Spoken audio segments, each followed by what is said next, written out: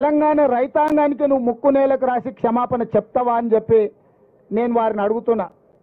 ఇక విద్యుత్ గురించి మాట్లాడాను. ఆయన సూర్యాపేటలో మాట్లాడుతుంటే మైక్ ఆగింది.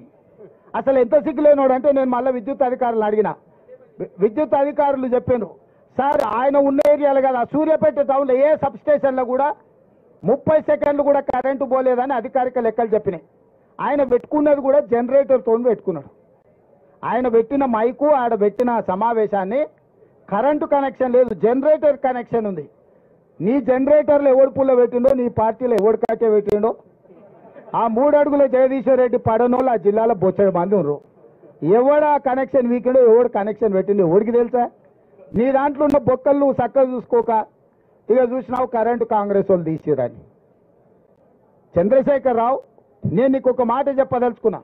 10 ఏళ్ళు మేము ప్రతిపక్షంలో ఉన్నాం. ఏ ఒక్క రోజైనా రైతుల విషయంలో కానీ, విద్యార్థుల విషయంలో కానీ, నిరుద్యోగుల విషయంలో కానీ మేము ఏదైనా కార్యాచరణ తీసుకుంటే మమ్మల్ని ఇళ్లలో నుంచి బయటకన్నా వెళ్ళనిచ్చినవా? పోలీసు నిర్బంధాల మధ్యలో, పహారాల మధ్యలో, లాఠీ చార్జీల మధ్యలో ప్రతిపక్షాల గొంతు నొక్కి ఇంట్లో నుంచి బయటకు వెళ్ళక ముందే మమ్మల్ని గొర్రెలు ఇసుకపోయినట్టు ఇసుకపోయి పోలీస్ స్టేషన్లో వేసినావు కదా, అప్పుడే మర్చిపోయినావా? మేము ప్రజాస్వామ్యాన్ని నమ్ముతాం, విశ్వసిస్తాం కాబట్టి నీ పర్యటనకు మొత్తానికి ప్రభుత్వమే ఏర్పాట్లు చేసింది. నీ పార్టీ కార్యకర్తలు ఎవడు ఏర్పాట్లు చేయలే.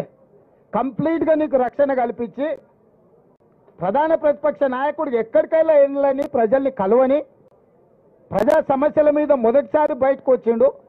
కనీసం ఇట్లనే ఆయన పాపాలు అడుక్కుంటాడేమో అని చెప్పి అన్ని ఏర్పాట్లు మా మంత్రివర్గం ఏర్పాటు చేసింది. ప్రతి క్షణం నేను ఎక్కడ కూడా ప్రతిపక్ష నాయకుడికి ఇబ్బంది కలగొద్దని మా పోలీస్ అధికారులకు సూచనలు చేసుకుంటే ఆయన పర్యటన అంతా జరగనిచ్చిన. ఒకవేళ మేమే అనుకుంటే నువ్వు ఇంట్లోకి వెళ్ళి బయటకు వెళ్తుంటావా చంద్రశేఖరరావు? మొట్టమొదట నువ్వు ప్రజల దగ్గరికి వెళ్ళడానికి, కలవడానికి, ప్రతిపక్ష నాయకుడిగా నీ బాధ్యత నెరవేర్చడానికి అన్ని రకాలుగా సహకరించినందుకు మా ప్రభుత్వానికి కృతజ్ఞత చెప్పాలి. రెండవది,